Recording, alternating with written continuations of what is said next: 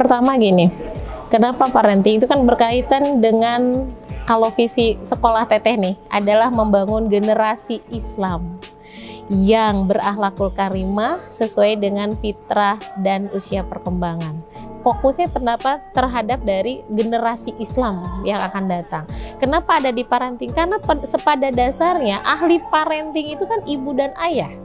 Karena setiap anak pasti berbeda, setiap orang pasti berbeda, dan setiap visi misi setiap keluarga pasti berbeda. Jadi kalaupun Teteh sharing tentang parenting hanya inspirasi. Dan alhamdulillah Teteh tuh jarang banget menyampaikan sesuatu parenting, sesuatu yang memang belum Teteh mampu tuh Teteh nggak sanggup. Jadi kayak ada minta judul yang aduh kayaknya saya belum siap deh dengan hal itu. Jadi kalau memang ada hal-hal yang sederhana, dia bilang kalau ahli yang mungkin yang psikolog lah, yang parenting keren-keren lah, ya itu mah sudah banyak lah gitu. Kalau Teteh tuh hanya ya udah hal sederhana yang bisa disaringkan, yang bisa menjadikan inspirasi, dan ketika dibangun ibu dan ayahnya, maka berharapnya nanti lahir generasi-generasi Islam, lahir Umar bin Khattab, lahir Utsman bin Affan, lahir Khadijah yang memang lahir dari generasi-generasi Islam. Itu sih sebenarnya yang akhirnya, dan memang salah satu yang mendorong Teteh ke arah sini memang guru-guru Teteh. Jadi Teteh tuh punya 4 guru, yang satunya 5, yang satunya sudah meninggal. Ini belum ke tahapan guru ya, tapi nggak apa-apa Teteh sampaikan. Yang pertama yang sampai Teteh akhirnya bisa ke parenting, guru Teteh dari awal sampai hari ini itu Ayah Irwan Rinaldi.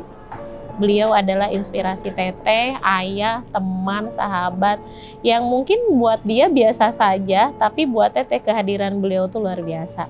Ngasih inspirasi yang mungkin saya nggak punya bapak, tapi saya ngerasa punya bapak. Saya nggak punya kakak laki-laki, saya ngerasa punya kakak. Yang kedua itu Dr. Dinar. Dr. Dinar itu adalah mungkin dulu yang bos Teteh. Beliau itu yang memberikan kesempatan kepada Teteh, dan dia tuh memang luar biasa, S3, S2-nya berapa banyak. Dia salah satu dosen universitas terkenal di Jakarta, dan dia fokus terhadap dakwah penulisan, buku-bukunya banyak, dan memang masih saudara juga. Dan itu salah satu orang yang memberikan kesempatan Teteh untuk sekolah. Dulu Teteh tinggal di rumahnya dia, awalnya mengurus anak-anaknya dia, sampai dia punya toko yang diceritain itu tokonya dia. Dan dia yang memberi saran Teteh untuk ayo lu kuliah. Terus yang berikutnya ada Ustazah Erika. Ustazah Erika ini yang memang setiap pekan Teteh ketemu untuk membahas tentang bagaimana ruhiyah. Kalau Teteh bilang, iya Mi, saya fokus sama hal-hal positif, dia selalu bilang, tapi sesuatu positif yang diridhoi Allah. Jadi beliau itu adalah orang yang selalu mengingetin bahwa apapun yang kamu lakukan betul positif, tapi ingat yang positif nih Allah ridhoin atau tidak. Yang keempat Ustadz Benri, nih dulu yang di parenting, Ustadz Benri Jaisur Rohman itu walaupun secara usia sama gitu, tapi beliau adalah inspirasi Teteh yang setiap pekan juga Teteh ketemu sama beliau, dan banyak hal yang Teteh pelajari. Salah satunya adalah beliau itu adalah orang yang low profile. Beliau sudah di mana-mana, tapi Teteh tidak melihat kesombongan di dia ngerangkul, dan dia peduli banget dengan anak-anak di lingkungannya. Dan yang paling utama tuh mungkin saya guru Teteh yang di pesantren ya dulu. Namanya itu Cetuti saya manggilnya karena orang Sunda. Cetuti sama Pak AA, terus Bu Hajah Nung di pesantren Danul Falah. Beliau adalah orang-orang yang waktu Teteh di saat tidak punya uang menerima Teteh untuk tetap pesantren, mengurus anak-anaknya. Jadi di saat orang tertidur saya sedang belajar, di saat orang mungkin sedang istirahat saya sedang mencuci gitu. Tapi ternyata itu yang membuat kita tangguh gitu, dan pengalaman itu yang ayo anak-anak stroberi ini harus dibikin tangguh sebenarnya. Gimana caranya? Adanya di ibu dan ayah. Dan yang terakhir guru Teteh ada namanya almarhum Kak Deni Kadarusman.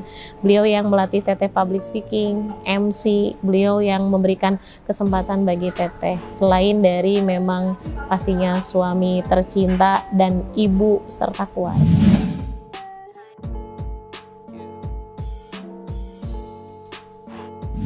Sebenarnya pengalaman banyak ya, dan semuanya ya itulah. Satu ya, Teteh tuh dulu karena memang anak orang miskin, terus yang hanya lulusan SD, pernah tetangga-tetangga tuh ada yang sampai bilang, Allah itu ngomong aja nggak mungkin deh dapat itu semua, tuh ada seperti itu.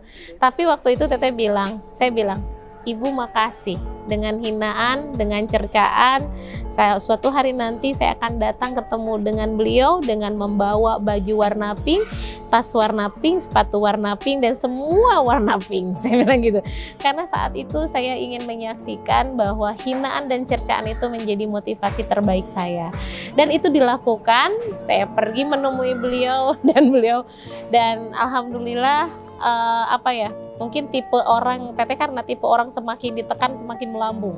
Kan ada orang yang ketika ada tekanan hancur, kalau Teteh bukan. Semakin banyak ujian, semakin banyak terpaan, semakin bahwa oke, makasih ya. Ini cara aku harus menjadi hebat. Jadi membuktikan omongan-omongan tidak baik itu adalah dengan cara fokus terhadap menghebatkan diri. Nah, kadang orang ini, kok aku begini, kok orang-orang begini, stop. Aku lebih ke arah fokus sama hal positif. Udah, yang itu biarkan mereka menyaksikan, dan semoga mereka sehat, dan kita tunggu menyaksikan bertepuk tangan sambil bilang, oh Masya Allah keren banget. Nah itu salah satu yang dulu ya, di usia muda gitu. Tapi dengan berjalannya waktu, berjalannya ilmu, rugi ya melakukan sesuatu kebaikan kalau bukan karena Allah. Jadi buat anak muda nih, tadi selalu bilang nggak apa-apa. Terkadang kalian punya motivasi awalnya itu nggak masalah.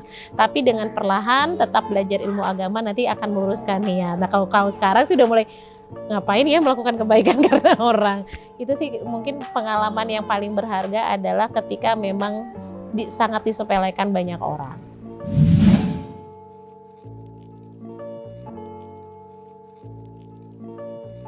Yang paling jelas sih Teteh lebih ke arah keluarga dan guru-guru dan teman-teman mungkin seprofesi ya.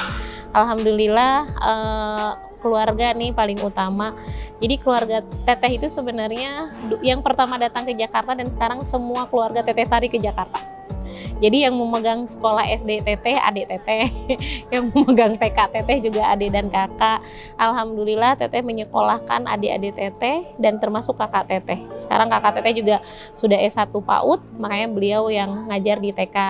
Yang adik Teteh yang di SD Mugni, alhamdulillah dapat istri yang memang wuri, yang akhirnya dia latar belakang juga SPD. Teteh sekolahkan dari SMA dan dia yang memegang. Jadi Teteh berpikirnya gini, terkadang kita sibuk ingin berdakwah ke banyak orang. Padahal dakwah paling utama adalah bagaimana dakwah terhadap keluarga. Apa dakwah terhadap keluarga? Satu, berarti harus membereskan dulu dong urusan perutnya. Nah, apa selain perut? Yaitu logikanya, kepintarannya. Ketika orang punya sekolah, maka ketika dia sekolah, dia akan berubah paradigmanya. Dan itu yang Teteh lakukan. Sampai alhamdulillah mama pun tinggal sama Teteh.